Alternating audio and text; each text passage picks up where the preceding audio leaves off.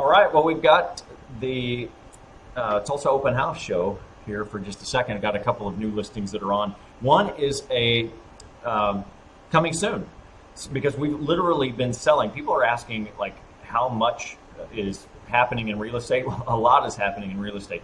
Right now, we have almost 1,000 fewer homes on the market today in the beginning of May 2020 than we had in June 2019.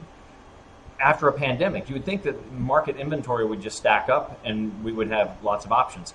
But home buyers are finding the interest rates are so low and there's so much motivation to buy, and home sellers may or may not really be eager to put their houses on the market right now, that it's kind of hard to find some good properties in certain price ranges. So still some abundance of properties in other areas, but here's one that I want to tell you about. Pamela, you're there on site with us at, tell me if I've got the address right, 5854 East 46th Place. This is not even on the market yes, yet. Go ahead. And it's in a very popular neighborhood because it's very close to La Fortune Park. So I'm going to show us some pictures of it here real quick. Let me switch this over. So, and this is like this afternoon. It is not. The landscape has not even been cut back. That's going to happen early next week, and we are looking at. There's a beautiful back porch right behind that. Corner lot, 2-car side entry garage, and let's see. Now Pamela's there live right now, so if Pamela, you can get us a shot. I've got and Daryl. Go ahead. Daryl, one thing that's unusual about this house is that it's got 2.5 baths. That's kind of unusual in this neighborhood. I'm glad you even pointed that out to me because I forgot about the extra half bath. And that's off the garage, so it's like a mudroom. You've got the laundry area that's in between the garage and the outside entrance, but it's not a hallway. So it's not like you're going to be tripping over your laundry. It's a kind of a gathering space, a real laundry room. So where are you going now? You're going back to the front, going back to the entry? What I'm doing is the front room. As you come in the front door, you have some nice windows. Okay, hold on for me. And a nice living room. Hold on and be still. I'm dizzy. There we go. All right. So this is looking out to the front. So coming in. Right. And as you come in the front door, you have this large room. It's a living room. Nice wood at the end. But now, let me explain here. This is not a showcase property. Like, we're not going to put this on the cover of some magazine. This is an as-is $120,000 property that needs repair. But what is so important to understand about this is a 165-ish neighborhood at least. And many of the houses are going over 200,000. So you put in some new carpet and repaint. It needs the ducts to be moved overhead because it has had water in the ducts. Well, that's not, if you've ever had that done before, this is not a big deal. You just get a new heating and air system, fill them in underground, fill them in concrete, and put new ones in the attic. And yeah, show us the entry. This is the entry, and we're walking into the second living area. So a 3-bedroom. And notice it does have a fireplace. And 2 living areas and 2 dining areas. So when you turn to the right there, you're going back in to the kitchen. An old hardwood floor, which could possibly be repaired. It's got some wood rot over from a previous leak. And I need you to go slow, Pamela, so the camera can catch up. I know you're on wireless. So, well, I want to mention it has a nice backyard. It has a nice backyard too, a nice little patio in the backyard. You see, this room has a fireplace and some built-in shelves. And that paneling. And yeah, you can modernize. You could do something nice with the floor.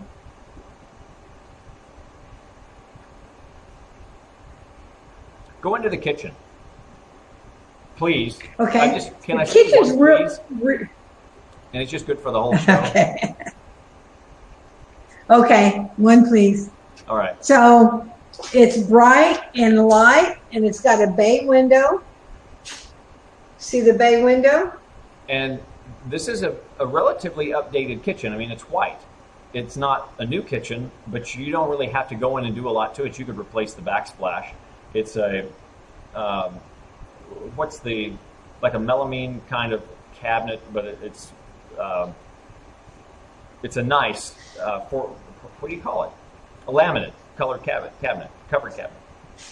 Well, and a lot of space. A lot of nice cabinetry, a lot of space. So you wouldn't have to do a lot of updating in here. You know, it's a great house for someone who wants to fix it up and make it their dream home, or as an investor, if you want to fix it up and flip it or rent it. You know, the kind of fixing up is something a couple could do themselves. It's a lot of painting and... We're going to the backyard. So we're looking at the backyard right now. A covered patio, full brick. It has had structural repairs. And Pamela, can you get a close-up of some of the cracks that are in the house that we have a structural engineer from Bill Ford Engineering that has been completed. And we can have Bill Ford come back out and just verify that it's in the same condition as it was when it was done, or after the repairs that's been taken care of. There was no cosmetic repair done. So you see just exactly what it is.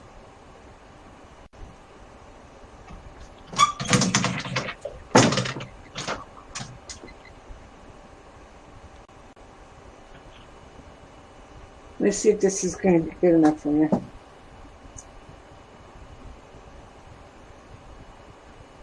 And we're looking at the kitchen here. Again, the property, this is just today. The property hasn't even been cleaned up yet. It is part of an estate, and a tremendous amount of potential. If you're handy, and we can get you in with TTCU, Federal Credit Union, to put a home improvement loan on this. I would estimate, needs probably $25,000 worth of work in order to be able to meet financing, and that would, if you can imagine a house with all new paint, all new carpet, new heating and air, that's an ideal flip. You could move into it and have equity from day one, and all of that financing would be put together. You would not have, we can show you how to do that without having to pull that money out of pocket. Now, a home flipper obviously could do that, turn around and sell it to you for a higher price, and then you don't have that equity. You're paying for the convenience of somebody doing it and not having to mess with it yourself. But what's better than being your own investor and purchasing something that you can start off with that kind of equity position? So you want to take a look at this. It is not even active on the market right now. It is in the coming soon category. So if you have a real estate agent that you know and trust and you want to contact them, they can look it up in MLS under coming soon. If you are shopping around, you do not have a relationship and want the best real estate agents in town, you can just contact us at the number that's on your screen. We'd be happy to help you. Again, you will not find it yet at homeguidetulsa.com. So you'll have to call us and we can send that information to you. Let's get a picture. Well, and Daryl, I just want to say that this neighborhood is very hot right now. I mean, a lot of people are coming in and flipping houses because people like being close to a Fortune Park. They like being in Midtown, and it's just a very popular. Lots of large trees, just a nice neighborhood. So it will resell nicely, or somebody can rent it out or just enjoy living here. Yeah, and I want to say that it's really important. Pamela, I'm going to come back to us, so go ahead and come back on screen if you would.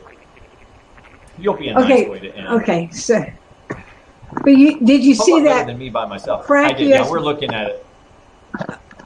Yeah, we've seen that. Well, okay.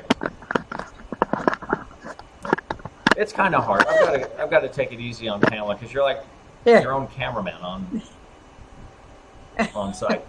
So yeah. if you call 740-0077, Pamela's probably going to be the one that answers it. She beats me to the phone regularly. Answer it, and it's a empty line. So, all right, smile at me. You're off camera. I'm trying to get my camera working out. I don't know. All right, well. Here, is that better? To you. Yes, that's better. Thanks for stopping by there so that you could give us some live shots because, like I said, not even on the market yet. So. Okay, it was fun. Always nice seeing you, Daryl. You too, Pamela. I'll talk to you tomorrow, by the way. And yeah. I tell you what, I'm going to take a little break, and I'm also going to come back in a minute with Robert Bell, who has a really nice office suite available that's on Memorial, about 55th and Memorial, at I think $2,200 a month. All bills paid on that, so no CAM fees, utilities, and all of this stuff are included, and you're not going to have to mess with that. That's like having your own built-in admin who's taking care of your lease and real estate stuff for you if you are the office tenant. So really turnkey. We'll be back here in just a second. All right, Daryl Baskin here, eXp Realty, talking to Brandon Jackson at Tara Homes, and asking questions about some of the stuff we're seeing on the exterior of one of the houses he's building. So Brandon, let me turn this around here. All right, tell me about this tape. So we got tape around the windows, and I mean, it almost just looks like duct tape. Yeah, well, it's not. It's a flashing system, and what we're trying to do, we're trying to stop not only air but any type of moisture from entering the home. So we tape up around the windows to stop air infiltration and moisture infiltration. So this is to keep a house energy efficient. We're talking about cutting down on the air, the ability for air to move from outside in or inside out, whatever. And it's not always you're sealing the gaps with that tape. Is basically what it amounts to. Sit in all the joints, so we minimize the air infiltration. Okay. And any types of micronic moisture infiltration also. Okay. So when these are finished out, you're setting these are out for the thickness of the brick veneer. Okay. But this will be siding, not brick, or this will be brick? It's brick. It's okay. all brick veneer. I don't know that.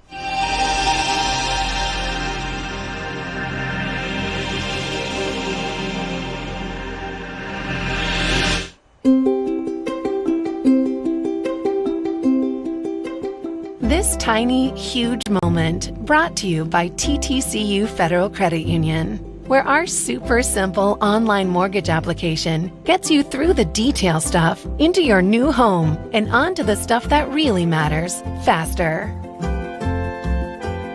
Home loans from TTCU Federal Credit Union. Life is better in balance.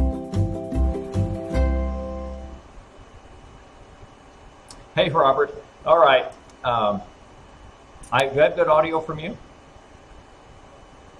Can you hear me? Yep, I can hear you.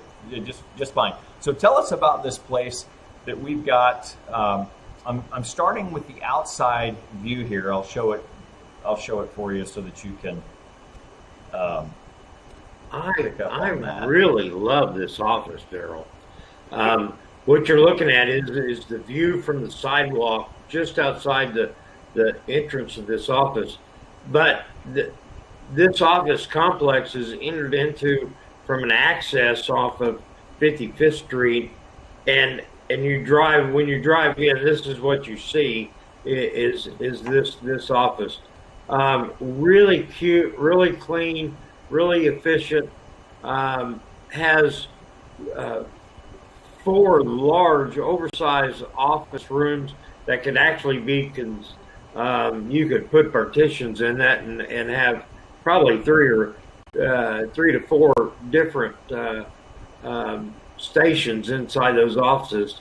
The owner has done a really nice job of keeping this up to date, and the entryway here shows you the reception desk in a large area. And as an incentive, if you needed another office, the owner was willing to build an office in the back of this reception area that is large enough to handle that if need be. The the bathrooms of the property are in the center.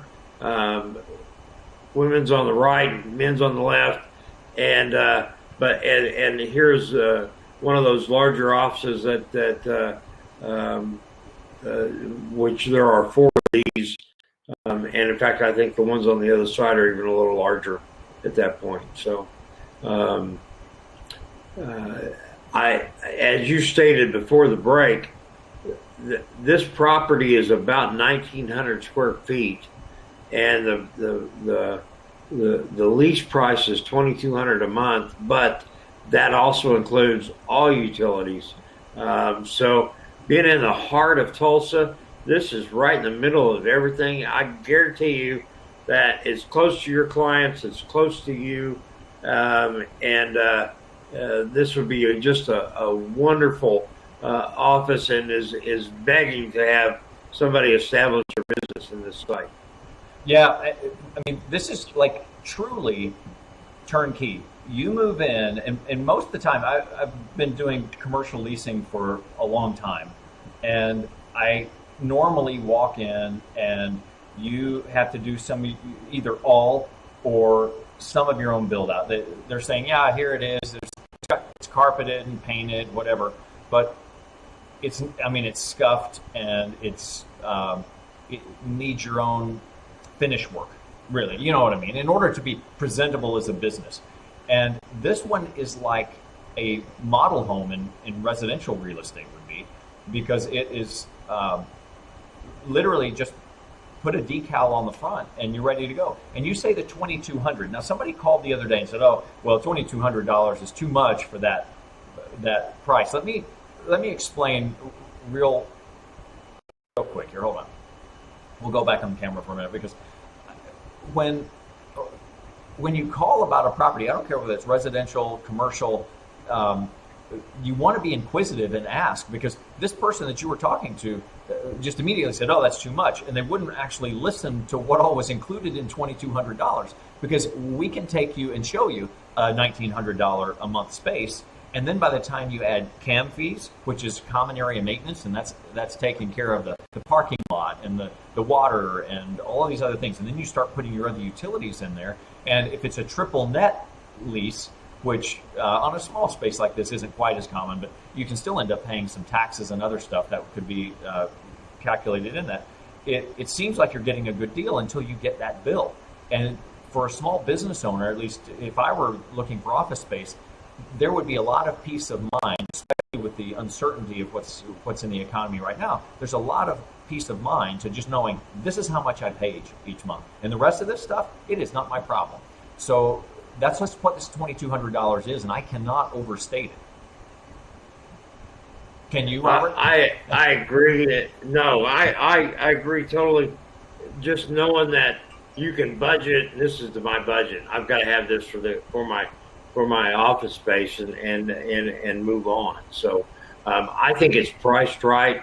In fact, I think it's at the lower spectrum. When you figure everything out, it's at the lower spectrum for offices in this area. So yeah.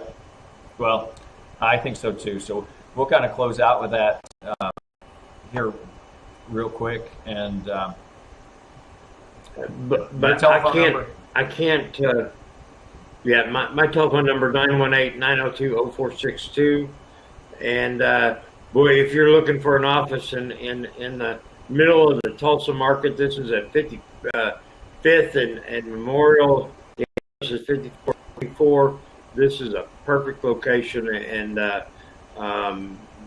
this could get you started on the right foot. So, well, thanks, Robert. I'm going to close this out here and take a look at some updates from the town hall that we did, and Gary Stanislawski, which gave us a little bit of perspective on stocks that was reassuring. Thanks, Robert. Conversely, I'm going to bring that back to the stock market. We've seen the market go up. We've seen the market drop 30%. We've seen it rebound 20% in the last 2 weeks. And people are wondering, is this a good time to invest? Should I stay invested? Should I get out? Should I start investing? And the answer is, it depends. and you might think, hey, that's a really weak answer. No, it truly depends. It depends on your personal situation and how much time do you have to wait for return. If you're planning to retire in a year or two, perhaps you might want to reduce some risk since the market rebounded 20% in the last 2 weeks. If you still have 20 or 30 years to retirement, it's a great year to put money in. I always tell people when I help them at a company, like with their 401k, and right now they're kind of thinking, maybe I should just bail out, or stop putting money in. Actually, this is the best time to invest if you're in your 401k. Think of it this way. If you enjoy shopping and you're going to buy a new suit or a new dress, when is the best time to buy that suit or that dress? When it's on sale, right? That's the very best time to buy it, when you can get it at half price.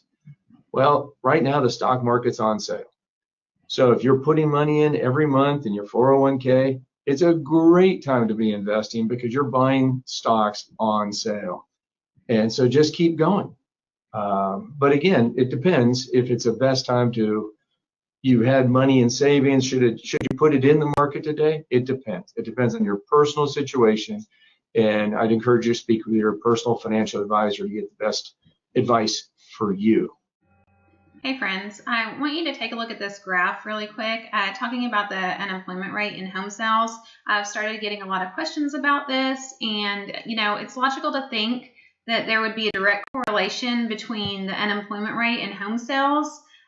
You would think that if the employment rate went up, then home sales would go down, and vice versa. If the unemployment rate goes down, then the home sales would go up. But I want to talk to you about this. Look at this graph here comparing the unemployment rate and home sales. But actually, when we look back on the research for the past 30 years, starting in 1989, that direct relationship that we think would happen doesn't really happen. So these blue and gray bars are your home sales, and then this yellow line is the unemployment rate. So let's take a look at 1 through 4 and just kind of talk this through. Okay, so first let's look at this, number 1. As you can see, 1992, 1993, unemployment was rising. You can see it going up. But then look, when you follow the correlation, housing sales were going up too. And then again, in between 2000 and 2003, again, we see that unemployment rates start rising, but then look at housing sales. They're rising too.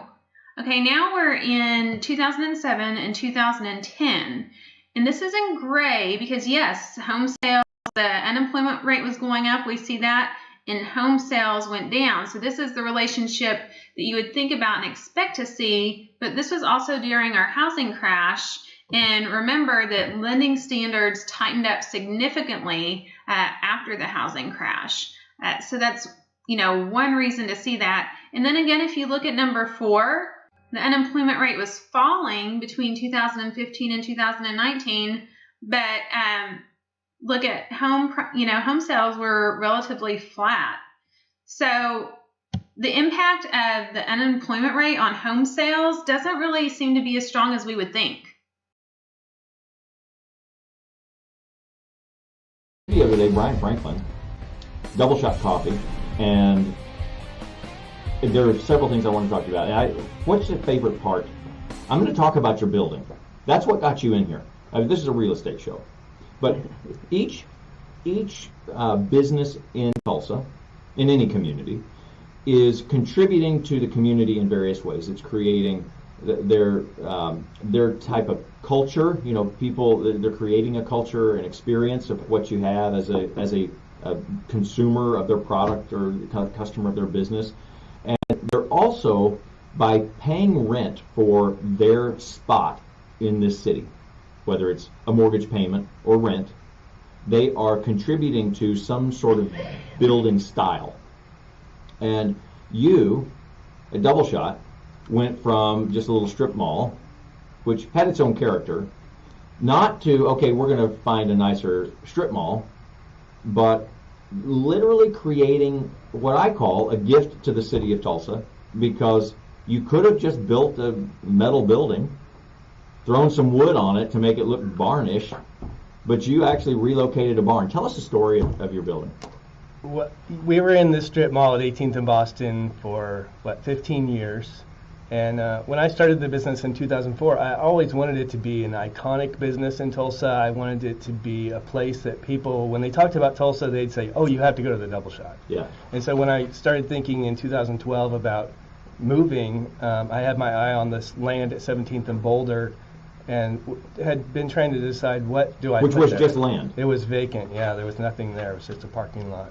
And I got together with a friend of mine who was helping me design it, and we went over and over different ideas with shipping containers or putting up a metal building or, any ideas that we could come up with, because I had a budget as well, Imagine that. Yeah.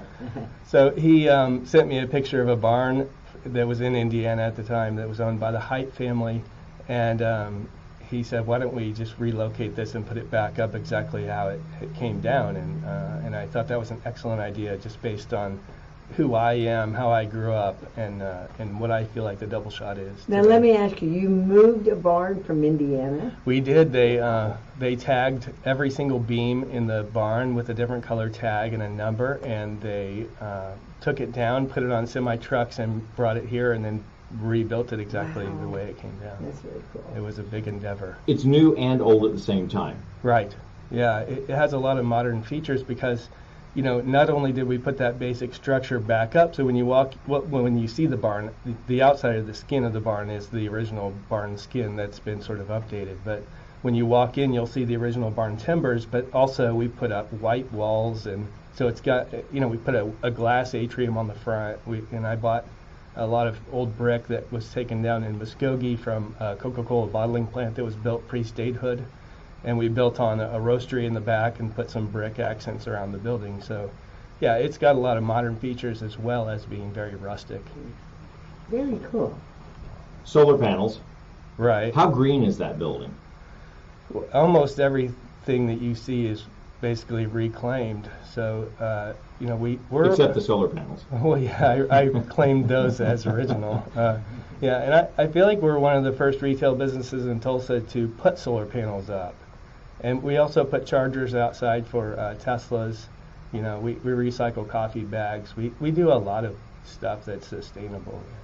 So what is of the solar? How much value do you get out of the solar panels themselves? I mean, sometimes you can spend so much time, so much money on the capability to get it that it doesn't actually produce a savings. Have you reached a savings point yet? Well, I have an accounting degree, Daryl, so you figured that out.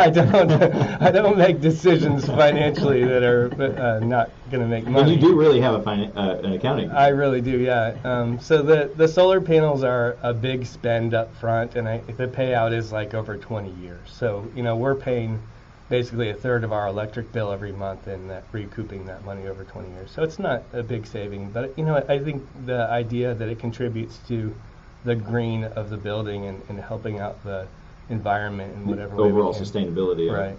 So, what got you into coffee? Like, I'm going to jump ahead and maybe spoil some of you. You lived without electricity and gas for 3 years. I didn't have solar panels then. That was pre-solar panel, actually pre-civilization, right. Almost. I was uncivilized. But you were running Double Shot, like, broke? I was broke, yeah. And this is the Perfect Cappuccino, which is a movie or a documentary you can watch on, I know I watched mine on Prime, yeah, Amazon Prime. Amazon Prime. And it really tells an interesting story. Now, today, I love Tulsa. If I travel outside of Tulsa, and I'm like, I ask a local, they're like, well, hey, I'm looking for a really good cup of coffee, like a local, something that's local. They're like, well, we got a Starbucks, and our culture here of microbreweries and coffee roasters has really come together, and you were pre all of that. Right. So you were like the visionary fighting the crowd of just a plain old cup of coffee? When I opened the double shot, it was very difficult because there was already an idea in Tulsa that coffee was a certain thing. And when I learned about coffee myself, I learned that coffee can be excellent on its own. Like, it has these inherent characteristics that come from the terroir, from where it's grown, the elevation, the climate, the way it's processed, the variety of the coffee. It just has all these very unique characteristics that you don't want to mask by flavoring it or putting products in it, milk or sugar. So that was something that I had to kind of start teaching people. But weren't you kind of misunderstood in the beginning? Very much. It's like, I was afraid of you. Like, I would walk in, I'm like, I don't know that I want to talk to that guy because he seems a little intense. I was intense. I probably still am intense, but you know, I mean, you talked about I didn't have any electricity. I didn't have any electricity or hot water. You know, people say I have passion for coffee, and passion, what is it? It's like, you know, you have love and you suffer for something.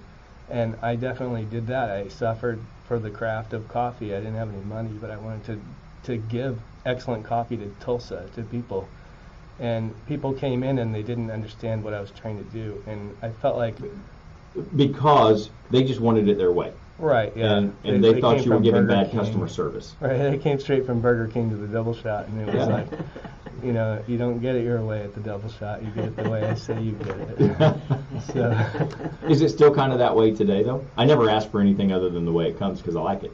Right, you know, and why would you ask for it a different way? I'm a professional. I know better than you. So. That's what I try to tell people about real estate. Right. So, tell us about your podcast. You're doing more than just serving coffee. You've kind of created your following and your message and mission. Right. I started a podcast in 2005 called Double A Cafe. This tiny, huge moment brought to you by TTCU Federal Credit Union, where our super simple online mortgage application gets you through the detail stuff into your new home and onto the stuff that really matters faster. Home loans from TTCU Federal Credit Union. Life is better in balance.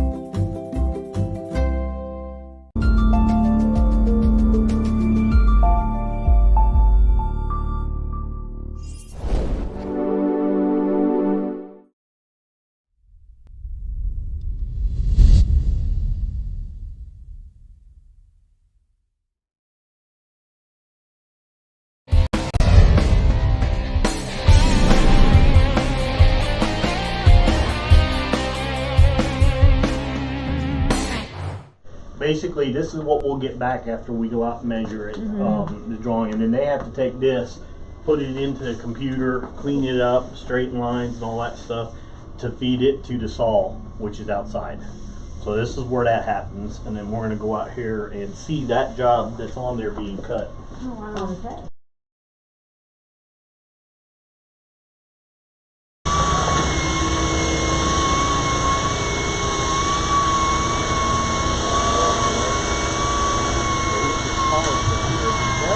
No, he's polishing.